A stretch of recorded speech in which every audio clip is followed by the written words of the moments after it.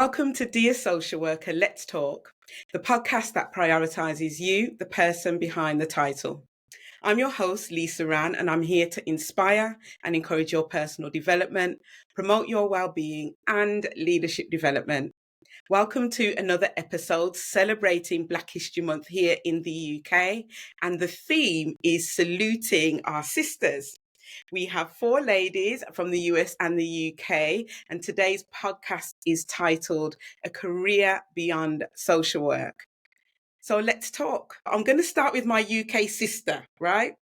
Nadine, please introduce yourself to our listeners. Nice to meet you, everyone. I'm Nadine Thorpe. I'm a qualified social worker and I specialise in working in children and families. So I've been working as a social worker for about 8 years now. And at the moment, I work as a social worker for the court as I transition to become a solicitor. Thank you. Let's go straight to Atlanta. Start with Shawn. North Atlanta, then South Atlanta. Sure. My name is Shawn Austin. I'm a licensed clinical social worker here in Atlanta. I've been a social worker for 15 years, and I think I've worked in every setting possible with every population, currently working with our veterans, and I'm glad to be here today.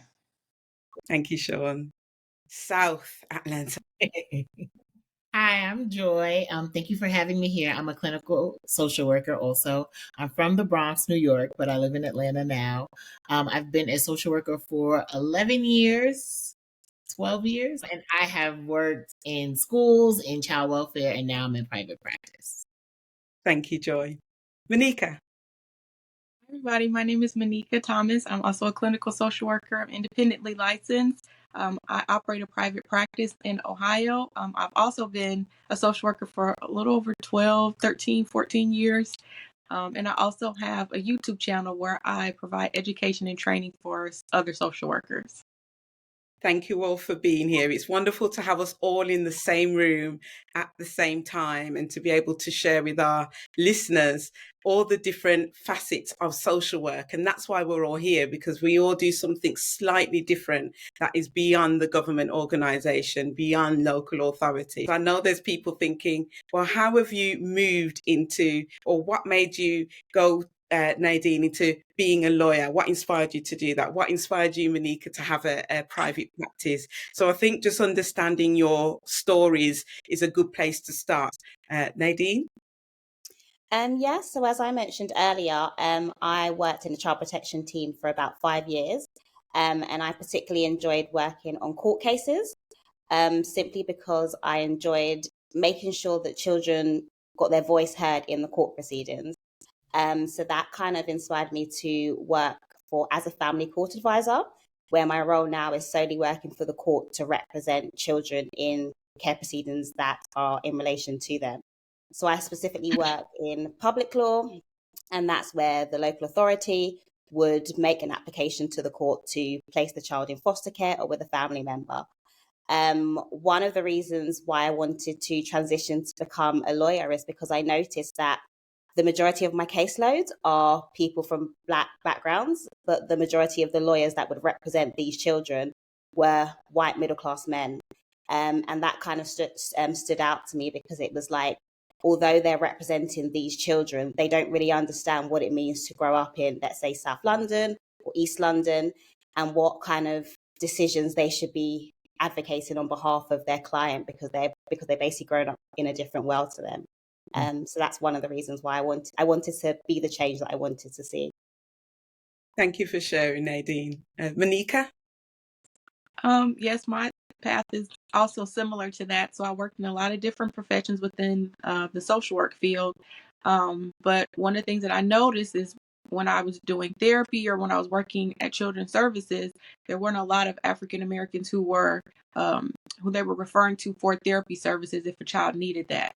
So that was one of the reasons why I entered therapy, and then I entered private practice, because I didn't want to be stifled by providing care for the things that I knew that African American children, youth, and families needed. So when I started my practice, that's who I targeted my practice toward, was healing trauma for African American children, youth, and families. So it dealt with the things that we specifically encounter as a community, and it was a safe space for us to be able to talk about some of the things that we felt like we couldn't talk about in public. So that's kind of the reason why I went that route. Thank you, Manicka. Thanks for sharing. Joi? Yeah, so I started off in child welfare as a case planner, and I knew that I wanted to work with children in a larger setting, so then I transitioned to education. And then I started to see a lot of the things that were happening with the children be reflected on their parents. And so when I started private practice, I started working with mostly Black women, because some of the issues that we face are very, kind of like how Nadine and Manicka said, are things that we talk about amongst ourselves. They're things that we experience.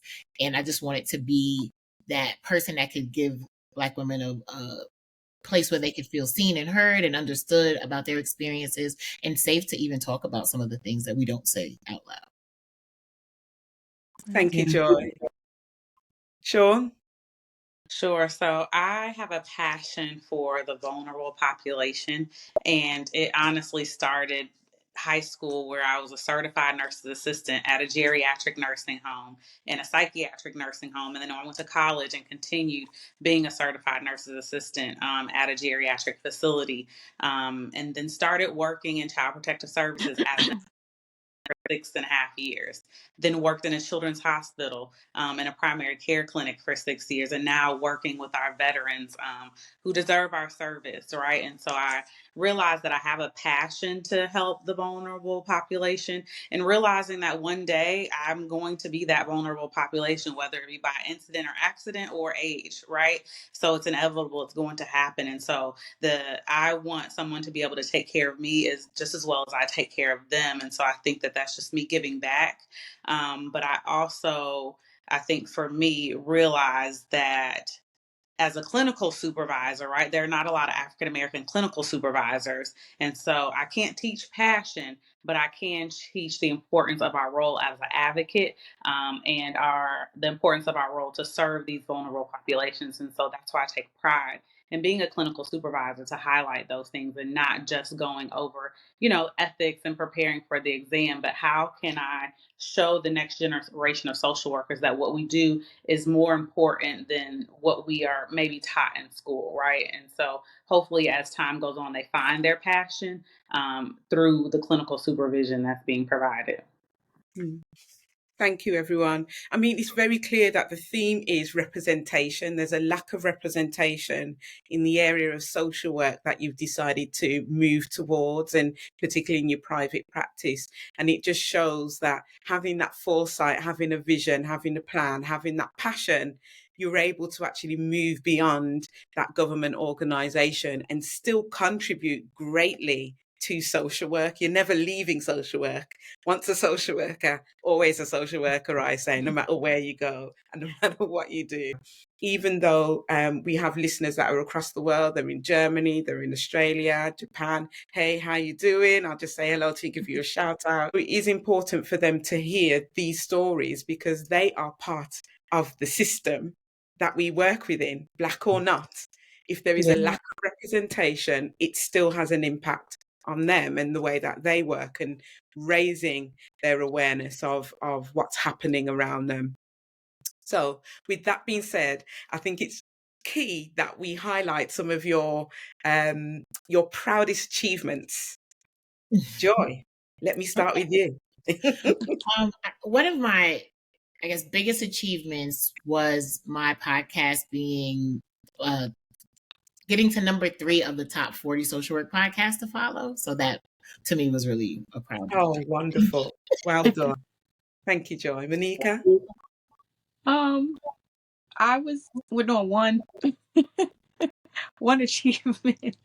I would probably say my YouTube channel, because it gave me the opportunity to connect with social workers across the world, and I had no idea that social work was such a prominent career where people had questions about how to be successful and how to navigate their career and what was the best route to take. So starting that channel really connected me with a lot of different people who are in various stages of their career. Thank you, Manicka. Shawn?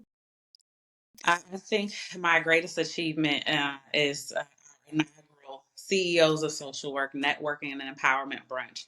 That was just held 2 weeks ago at the Riverside Epicenter here in Atlanta. Again, it's a platform where we no longer have to work in isolation, right? But we are making connections, we're building community, we're sharing resources, and we're gaining partnerships. So I'm excited about this community that we're building, and I'm looking forward to our future events to continue to empower us as social workers to build a solid foundation for our business and provide elite services to the populations that we serve. Thank you. Thanks for sharing, everyone. Nadine?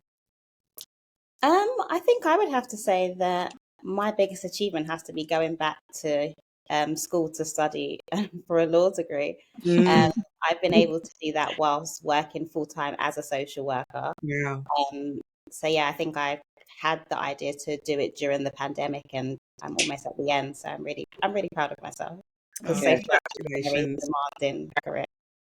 We look forward to your graduation pictures, Nadine. Thank you. There'll be such a joy when you work for something and you get to the end and you can celebrate, and you have a memory to celebrate with. So we'll be there liking your pictures when they come out. So if you're in your role right now, listeners, and you're thinking, what else can I do? I was at an event on Monday. I had so many people ask me, how did you set up the social work coaching hub? How did you move from local authority to this? What gave you the idea? I just had all of these questions. And it was clear that social workers are burning to see what else they can do. They don't want to step out of the profession. They want to have an extension of that. But keeping to theme, Shawn, in your opinion, how important is it for Black individuals to diversify their career paths and contribute to various industries? And what benefits does this bring to the individual and society as a whole? Yeah, I think it's important, one, because we are held accountable to be culturally competent as social workers, right? And so that means we have to know our clients. And a lot of us, given our careers, have served clients from different backgrounds, different cultures. And I know from me, just personal experience from moving to Atlanta in 2008, there was not a lot of representation of social workers or clinical social workers. And so working with providers, they wouldn't be culturally competent on how to work with African-American families, right? And the complexity of African-American families. And so I felt like me being present in that working environment provided just the strength that family needed to navigate the system, whether it be child protective services or the medical field. But I think that overall, being culturally competent allows the client or the patient to have confidence to know that we have the skill set to meet their needs.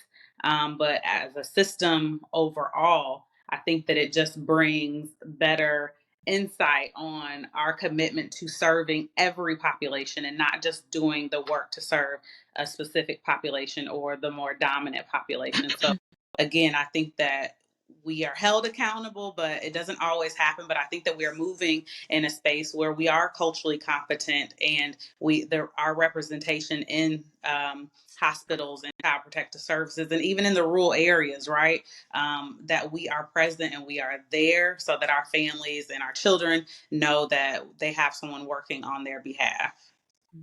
Thank you, Shawn. Same question to you, Nadine. I think social work is a very hard job. And I think burnout in social work is a real thing.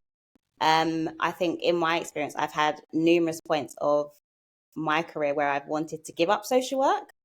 And I think being able to still be involved in working with vulnerable families and vulnerable children, but maybe not be on the front line has really helped me to help my own mental health and well-being. but also kind of stick to my passions and my goals, which is helping vulnerable families and vulnerable children. And I think being able to kind of recognize that it is okay to change. So you may be a social worker for a period of time and then change like over years. I think it would encourage a lot more young social workers to come into the field, because they don't feel like they would have to stay in that until they're able to retire. And I think that just continues the process of having young social workers working on the front line, but also the older social workers that get into the therapeutic spaces or the legal spaces or in residential homes. It kind of allows us to kind of be present in lots of different areas in social work where our families are going to have to be in contact with someone. So it's always nice to have a friendly black face that can help and support and understand what you're actually going through. Yeah. I had a podcast with two care leavers last week, and we were having a discussion about the difference between ethnicity and culture. But culture is very different to skin colour, and we have to be mindful that when we are getting into those spaces, it is representative of ethnicity and culture simultaneously. So I'm just going to come to you, Manicka, and ask you, what are some of the unique challenges and opportunities that Black professionals may encounter when pursuing careers outside of the traditional social work roles? So some of the social work roles, I like to have social workers think outside of that traditional 3-tiered system that we were taught by macro, meso, and micro. I think now there's so many other opportunities for us to explore that don't fit nicely within those boxes. So, for example, how Joi mentioned her podcast, or how I have my YouTube channel. I think there are a lot of different ways for us to think about helping that doesn't look like the traditional social work role. And we don't always have to do direct practice to still have an impact in the lives of families. So I think that's important for social workers to know that, and to also know, just because you do the work of a social worker doesn't mean that your title is necessarily always going to have the title social work in it. So you can explore different types of careers and things that don't traditionally require a social work degree, but they require social work skill sets. So once you're able to learn what those skill sets are and how they can transfer to different industries, I think that social workers can see that they have a broader scope of opportunities that they could pursue. Thanks, Manicka. I'm going to ask a follow-up question, because I know this is part of the area of your expertise, about the different types of social work careers that people could be thinking about. So whether you're listening in the US, and we do have US listeners in Carolina, good afternoon or good evening, depending on where you are. What are the other social work roles that social workers could be considering? So one of the roles that I like to define in terms of the space that I'm in is, I define it as a social work content creator. So that's where you take your knowledge and your expertise, you learn how to package that up, and you learn how to use social media in order to make more income for yourself. So it's not, again, just fitting in the tight box of micro level where you're working directly one-on-one with clients. You can, being a content creator, in a coaching capacity, but you can also do one-to-many, where you're doing like a YouTube channel or a podcast, like what Joi does. So when you're a content creator, you're adding in your social work skills, but then you're also leveraging social media. So I think that's something to explore, and you can do that at any level of professionalism. You don't have to have a license to do it. You just want to have mastery in a certain skill set. So that's what I really try to encourage social workers to do, is even if you're new to the profession, even if you don't have your license, what's something that you have a high level of mastery in that other people might want to know about? And that can be an avenue for you to pursue as a career. So I would say content creation is something that we should all consider for a passive income stream, leveraging our social media, and not solely relying on traditional social work roles. Thank you, Manicka. That's really helpful to hear, because I had someone approach me on Monday. I was asked to do a seminar and a live podcast recording, and at that event I had a stand, and a lady came to speak to me. She's like, I've been working in adult social care for like 20 odd years, and I feel like I'm in the place where I don't know whether I want to stay or whether I want to consider moving forward. I'm very confused, but I want to remain in social work. So I said, well, what do you most enjoy about the adult social work role? And she was like, being with people, just being there and doing the direct work with people. I was like, there's your business. You set up a Exactly. business just doing what you love to do, which is probably Absolutely. creating programs or something that where you're just doing direct work with the adult. So that's really sound advice, Manicka. Thank you. No problem. Thank Joy, you. I'm going to ask you the same question. And if we can focus on some of the unique challenges that Black professionals may encounter when pursuing careers outside of the traditional roles. I'm sorry, I didn't hear the question. Sure. I was asking you, what are some of the unique challenges that Black professionals may encounter when pursuing careers outside the traditional role? I think sometimes it's just hard to think, for some people, to think outside of the box and to think, to be creative. And it's really like, I try to ask some of my clients and myself too, is like, what do you like? What brings you joy? What do you think would be like something that's fun, something that might be challenging, and really encouraging folks to like tap into that and tap into what you would want to maybe learn about that you don't hear often. So sometimes it's challenging to think about the thing that they want to do, but also sometimes it's hard for people to like just make that pivot and make that change and that shift, because I think social work school trains us to be so one way. And now I think as especially Black people, we are not, a lot of us are not what our degrees taught us to be as we do this work. So really leaning in on that, I think that social media has been really key in connecting folks and seeing that there is so much that more that we can do with a social work degree and as social workers. So I think it's sometimes it's us getting out of our own way. Yeah. Would anyone agree that perhaps culture is part of that? Black culture mindset is part of getting out of the way. Yeah. Yeah, I think a lot of times we self-sabotage because we aren't represented, and so we don't have the confidence to feel like we can do it.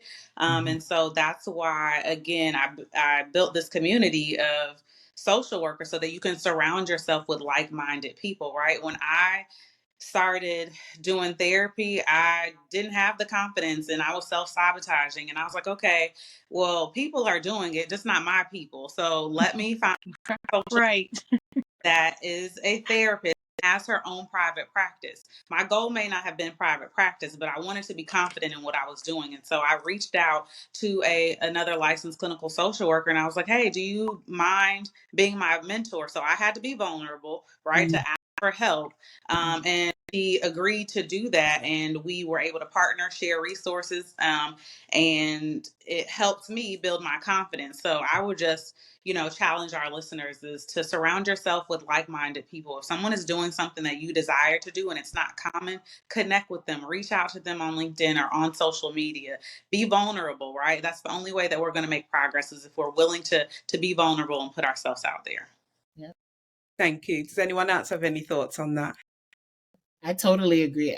My therapist at the time, when I was trying to figure out, I knew that I always wanted to have a private practice. I just felt like I needed so much more something. And my therapist was like, I'm sure you have over a decade of experience. I'm confused why you feel like you're stuck in these roles that you don't necessarily, and it's not that I didn't want to be in the role. It was more like wanting to do the work the way that I wanted to do the work that I felt was more meaningful for clients. And it was her kind of mentoring me and saying like, this is what you need to do. This is what you need to know. And it was very key and important and vital to my career. The advice that I would give is to just take the leap. I think, as Joy said, you're always waiting to get something so then you can do the next step. But in reality, you have all the skills that you need at this moment in time. And I think, especially with social media, I think one of the key things is taking your audience through that journey with you, because some of the questions that you had at the beginning, you may not have halfway through or towards the end, but there's people kind of starting out that have those same questions that you did at that time. And I think just kind of documenting that and highlighting that is very important, so that it does give other people that want to maybe consider a different path away from social work the confidence to know that they can also do it too. So yeah, I think it's just having confidence and not self-sabotaging yourself, which is really hard when you're trying to pursue something and you don't really see a lot of people that look like you doing what you want to do. And then you start to doubt yourself that should you really do it? Should you just kind of stick to what is mediocre? But yeah, I would encourage everyone to just take the leap and just give it a try. Social work is always going to be there, so you can always fall back on social work. That's right. That's right. And I just want to add to that. Whatever you do, do not be average. Do not play small. Do not hold yourself back and think, oh, I'm not going to do this, or don't do that, because there's people out there depending on the service that you have to offer. There's people out there looking for exactly what you have to offer, and you've got the unique combination to offer that particular service, and they're looking for you. They're just waiting for you to show up. And when you show up, they'll find you. Your tribe will find you. So never, ever play small. As you said, Nadine, let's not do average. We don't do average over here. Excellence is the bare minimum. And that's how you need to approach it. Joy, sorry, I'll be quiet now. You're right. Why would we want to be average and mediocre? That was the word Nadine used, and I like that. So, Shawn, same question to you. What advice would you give to aspiring professionals? You have 90% of what you have, right? And the other 10% is the just doing it and consistency. But also knowing that the sky isn't the limit, it's just another level. So don't stop, right? And if you see a need, or if you see that there's a void and you have the skill and the passion to do it, just do it, and the people and the resources will come. Yeah, there was something that you said there. If you see the void, and it's so true, most of the time you actually see the void. You're walking around the offices, you're talking about it with colleagues. Why don't they do things like this? If you're saying something like that, there you go. That's the business right there. Yeah. Manicka. Same question to you. I would say learn how to trust your own voice. Because I think a lot of times I notice that social workers second guess themselves. They have a desire, an interest, a passion that they want to do, but they don't know how to bring it into fruition. They don't know how to take the first step. They don't know if it's going to be successful. So a lot of times they look at what other people are doing, or they talk themselves out of it, or they do a smaller version of what they want to do because they don't trust themselves enough. So I would say, learn how to listen to your intuition. Everything everyone else has said, connect with the people who can help you. And I always tell social workers, make a list of no's. Make a list of 100 no's. So that way, when you get that 10th no, you won't get discouraged. No, you still got 90 some more no's to go. Because if you let those no's discourage you, you'll begin to think that that's your destiny, like that's what's made for you. And you could begin to get discouraged, like what you want is impossible or it's not meant to be. So after you make that list of 100, just keep track. I reached 5. Now I'm gonna keep going. If I get 6, then I'll continue to keep going. So I would just say trust yourself more. Thank you, Manicka. Joy. I think this was said in a different way, but something that's really been helpful for me is that everybody is not going to be for me. Everybody's not going to be a client. Everyone's not going to like my podcast or me or whatever.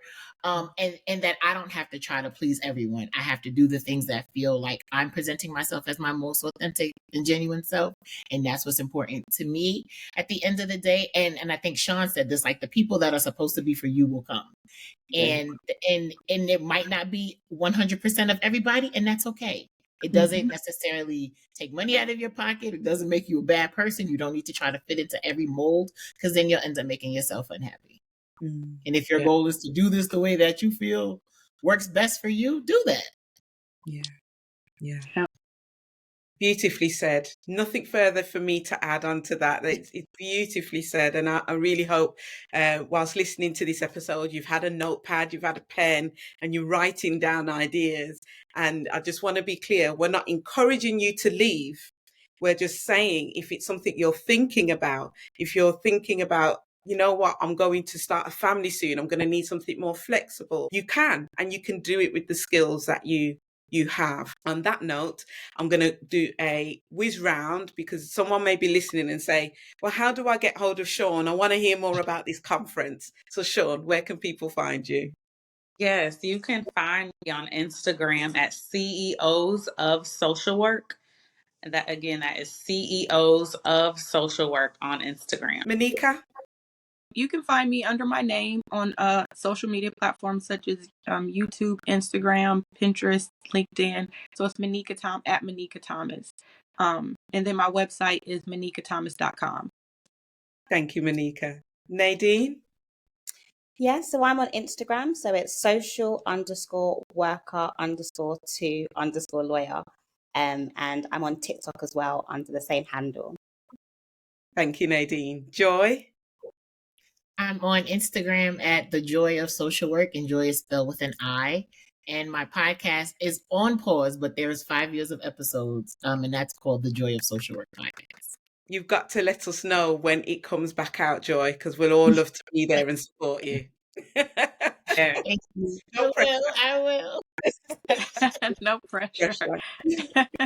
The last thing I'm going to ask you is to just think of a couple of sentences to inspire the listeners, particularly our Black social workers. We do this at the end of every episode, and it's almost like you're writing a letter to them. So I want you to start your sentence with "Dear social worker," and then just let it flow. Dear social worker, do not apologize for prioritizing the needs of Black families and children. Nadine? Dear social worker, always strive to do your best. Joi? Dear social worker, take a break if you need to. Shawn? Dear social workers, this work is complex, meaning there are many levels, but it is not complicated. You can do this. I feel like saying amen. What powerful words. Thank you, ladies. Thank you so much. You have been listening to Dear Social Worker podcast. Please interact with all of the questions on Spotify. Please click subscribe if you are a regular listener. Don't just listen and just skip off. Please click subscribe and leave a review if you're listening to me on Apple. You can visit my website at socialworkcoachinghub.com. You know where to find me on IG at Dear Social Worker Podcast. On that note, we will be back next week with an episode talking about anti-racist practice. So come back to listen to this podcast week after. So thank you, everyone. Lovely to see you all. Thank you for joining us. Bye.